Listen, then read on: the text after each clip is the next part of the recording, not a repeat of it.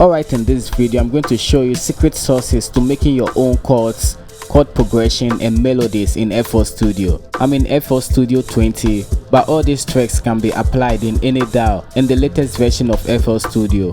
I know there are AI tools to help with making chords, progression, now that we are in an era where you can generate chords and use chatbots to make music. But my goal here is to simplify the process in order for you to understand what you are doing and maneuver all this AI stuff for a more pleasing result. With that said, let's jump straight into the video. Let's start with the scale highlighting feature. I'll show you 3 ways to do this.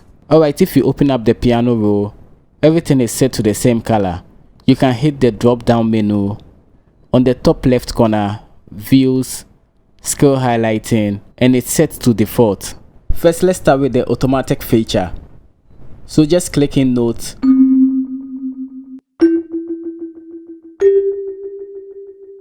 And what happens here is FL Studio automatically selects the scale for you. You can make some catchy melody easily.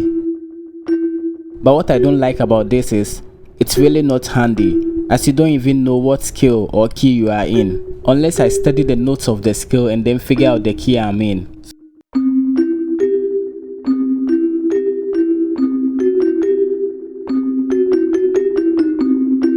So that brings us to the second method. You manually select the scale and key. So hit the drop down menu again, views, scale highlighting. We can select our scale. Let's do the major scale. And then we can go back and select the key. Let's do the C. Now you can easily make melodies knowing the scale and key. Let's do a common progression. Let's move from the first to the sixth to the 4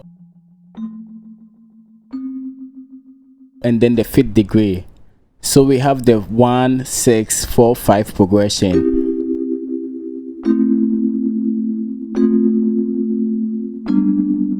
The third method to highlighting scale is by using the ghost notes. First, add a sampler channel.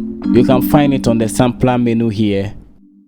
We go into the sampler channel, hover over the stamp icon, and we select any scale we like. Let's do the major. And we'll go back to uncheck only one.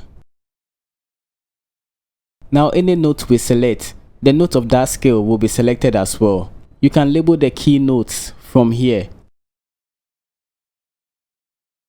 So I'll select the C and every other C, just to fill a higher pitch range. We just stretch it to be 4 or 8 bars long, because most melodies are structured in that duration. Now if we go to our VST channel, we have all these ghost notes of the scale. You can hit Alt plus V to reveal them. If you select any note, the note of whatever scale you selected will show. So go back to the stamp menu and check only one. Now you can select individual notes to write your melody. Alright, to build chords with this method becomes a lot more easier. So just select a note and skip each other scale note and select the next. This is a major chord. Sounds happy. And then when you drop the middle note, half a step down to the left,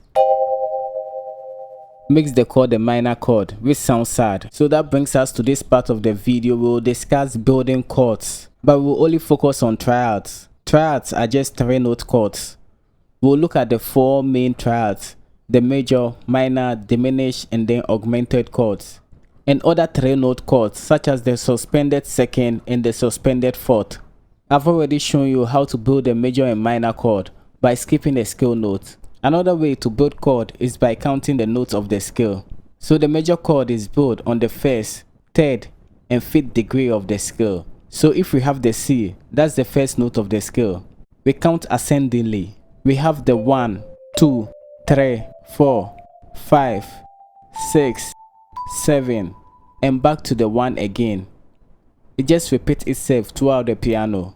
You see now the 1st, 3rd, and 5th degree makes a major chord. Like I said, every other chord is derived from the major chord. So let me duplicate this chord to demonstrate. So to build a minor chord, we drop the 3rd, a semitone. So with a diminished chord, we make a minor chord, and then we drop the 5th, a semitone. That becomes a diminished chord, which sounds tensed. Next, raising the fifth of a major chord makes it an augmented chord, which sounds mysterious. With suspended chord, just move the third until it's a whole step apart from the root. That's a sus2 chord, or a suspended second. This sounds tensed. And when the third is just a note apart from the fifth degree, it's a suspended fourth or sus4 chord. Well, you don't have to memorize all this. FL Studio makes it easy for you. Just move to the stamp icon and you can select whatever chord you want. It just builds it for you. Now that we have looked at basic triad, let's jump to making chord progressions. Here's a preview of the method I'll show you by just moving in third or fifth, and we'll use the circle of fifth as our reference to make our chord progression. So here's the circle of fifth.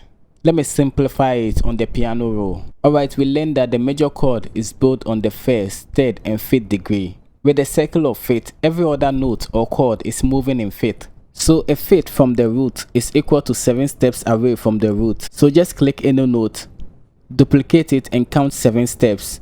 And duplicate the G, count 7 steps. We get to the D. And 7 steps, or the fifth of the D major chord, is A.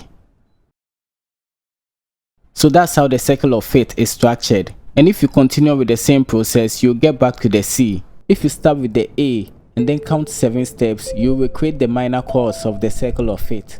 Now the question is, how do we use this complicated circle to make chord progressions? Alright, so just make a chord. Count 7 steps, either upwards or downwards. So let's select any note of this chord. Let's do the B. And then we can count 7 steps downwards and build a chord on it by skipping a scale note. So this E. And now what we can do here is that we move the note around. This is called chord inversions. I'll tackle that in a bit.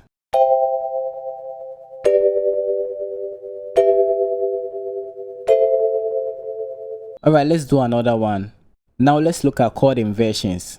Let's say we have a simple chord progression.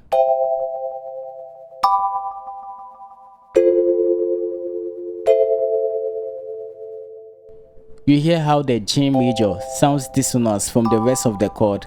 To glue them together, we have to just move them close. That's the whole concept of chord inversions.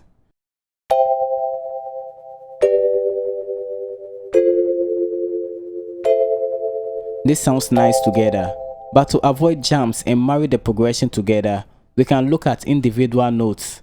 So we look at the commonly shared notes between the chords in the progression. So the C major and the G major share the same G note. We can move them close. It's either we move them upwards or downwards, depending on what sounds good to you.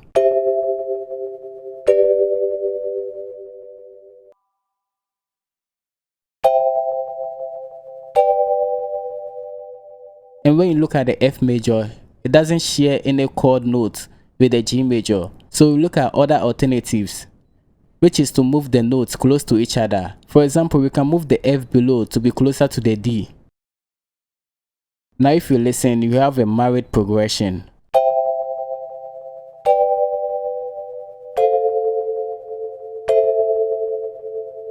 So that's the foundation of making harmonies to your song.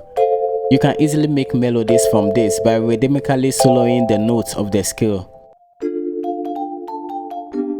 Like always, thanks for watching and see you in the next one.